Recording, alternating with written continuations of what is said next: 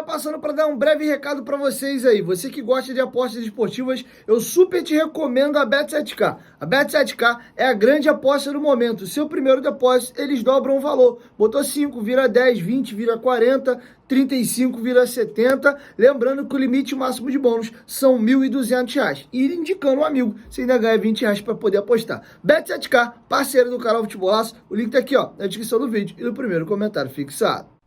A primeira eleição que tu perde pro Eurico, você até disse que alega que houve fraudes internas ali. Na primeira, o Vasco é assim, o Vasco não se discutia projeto. Pelo menos da minha geração, Isso, verdade. era ou tu vota no Eurico ou tu vota contra o Eurico. É. Era muito fácil lançar candidatura no Vasco. Ou tu é do Eurico ou tu é contra o Eurico. Ponto, era isso aí a conversa. E você vem muito nessa linha de somos o anti-Eurico em 14. Em 17, já tem um pouco de apresentação de projeto, mas ainda segue sendo o Eurico candidato. Então, para quem tá votando, ainda é o rolê do Eurico contra o Eurico. Essa eleição foi a primeira eleição da história do Vasco com do século XXI, sem a figura do Eurico. E tivemos pela primeira vez um candidato, e aí cada um faz a sua análise em casa, apresentando um projeto. Se o projeto era factível de se concretizar, de se fazer, são outros 500. Ele tem lá o projeto dele desenhado, o estudo que ele fez e tal, aí cada um acredita no que quiser. Então nós tivemos uma mudança, tanto é que o tempo inteiro a campanha do Levin é projeto somamos, projeto somamos. Estamos discutindo projeto. Aí você vê o Salgado já na reta final quando aparece também com propostas e você que já vinha há muito tempo falando de propostas. Então eu acho que essa foi uma eleição que pela primeira vez foi uma eleição que se discutiu projeto. Aí cada um acreditava naquele projeto que era melhor ou pior. Então eu acho que a diferença dessa eleição que vocês participaram para as anteriores, que teve essa mudança. E o torcedor, ele é muito assim, pelo menos eu entendo assim, Júlio, ele é muito imediatista e ele quer saber de bola na rede quem que vai me dar um time mais competitivo.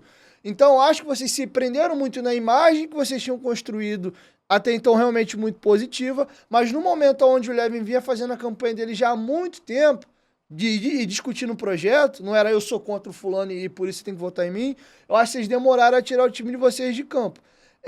E te surpreendeu, agora, a análise interna da Sempre Vasco, surpreenderam vocês o resultado das eleições?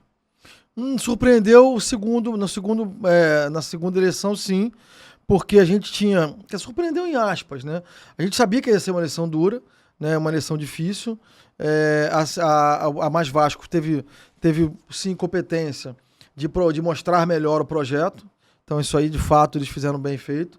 O que mostra que nem sempre falar de projeto significa executar um projeto, né? Porque não conseguiram executar o projeto, mas venderam muito bem o projeto e foram mais competentes em passar o projeto para frente. E ali eu acho que tinha também uma questão muito parecida com a eleição presidencial desse ano, né? Que é o voto útil.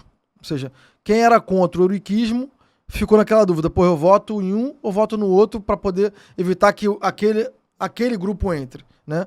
Então também tinha um pouco disso, tinha um pouco do voto útil.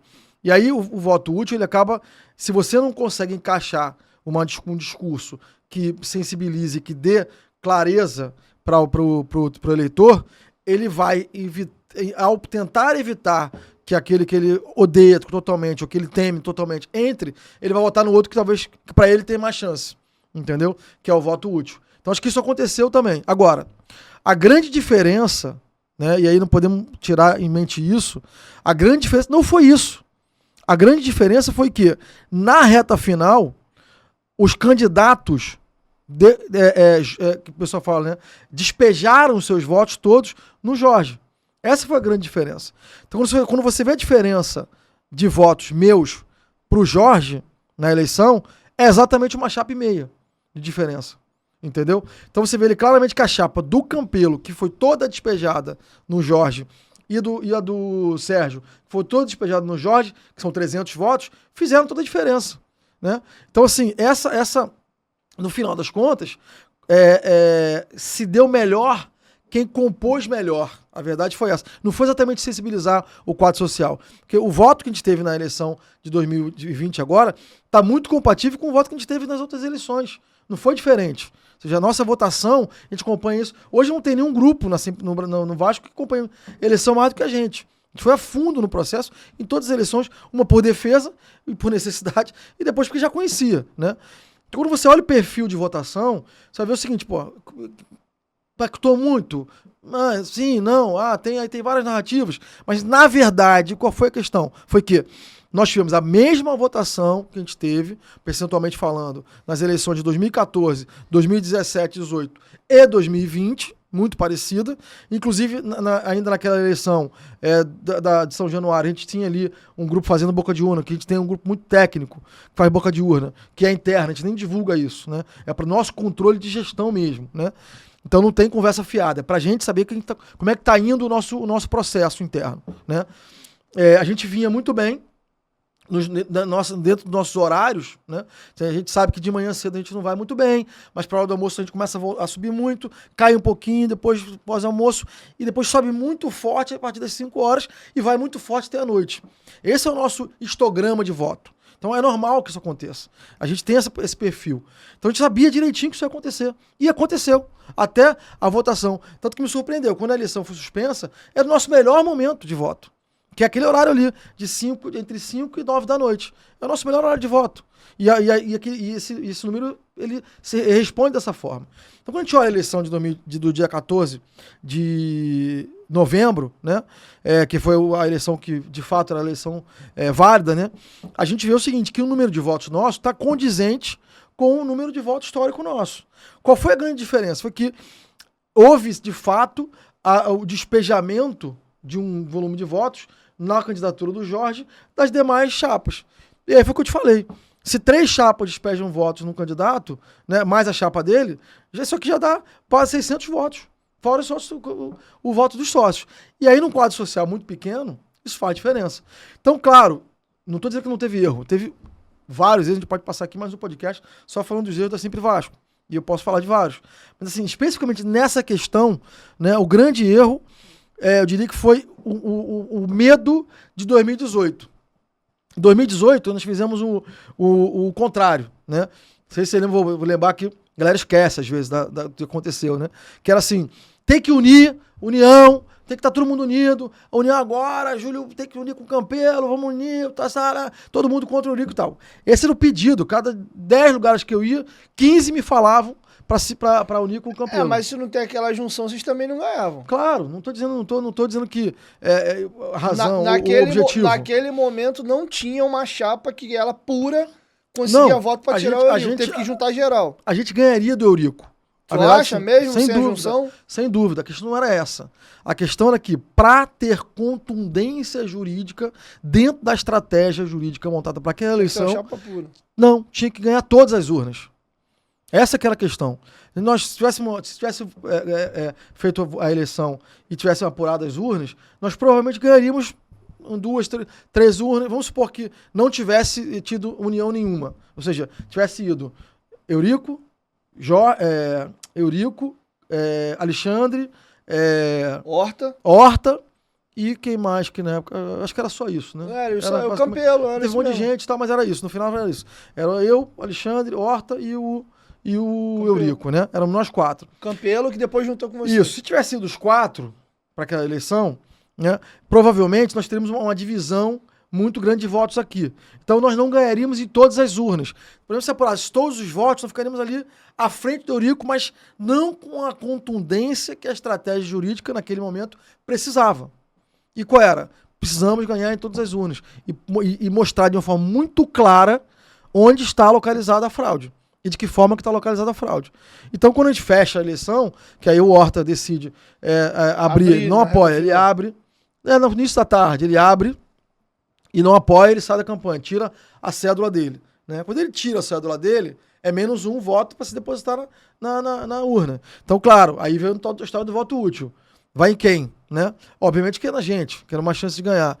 E aí, quando se fecha aquela união, e depois acontece o que aconteceu na Lagoa, e acontece o que aconteceu ao longo do mandato inteiro, não podemos esquecer isso, o Campelo passou o mandato inteiro sem nenhum membro no Conselho Deliberativo, ficou com 3, 4 gato pingado, né, no Conselho Deliberativo, a gente teve aí a preocupação do movimento contrário. que é, porra, pra gente ter certeza que isso que não vai acontecer nada parecido, tem que ir com um grupo, não chama de puro sangue, porque a gente teve várias chapas com a gente, seria injustiça com todos que nos apoiaram, mas com fechamento programático e ideológico mais forte.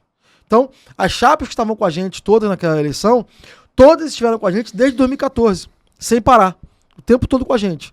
Então foi uma chapa, foi uma eleição muito mais fechada do que foi, por exemplo, a do Jorge, que ele acabou tendo depois o despejamento dos votos do Campelo e o despejamento dos votos do Sérgio. E a liberação dos votos do Luiz. Então acabou que isso trouxe uma tranquilidade para ele. Ou seja, tudo bem, não me apoiou, mas a chapa orienta, você fala com a tua chapa, galera, todo mundo vota aqui. Não precisa falar isso publicamente. Você reúne todo mundo numa sala de reunião e fala, vamos votar no candidato tal. São os seus 150. Num grupo de WhatsApp, fala, galera, o voto é para tal candidato. E todo mundo vota.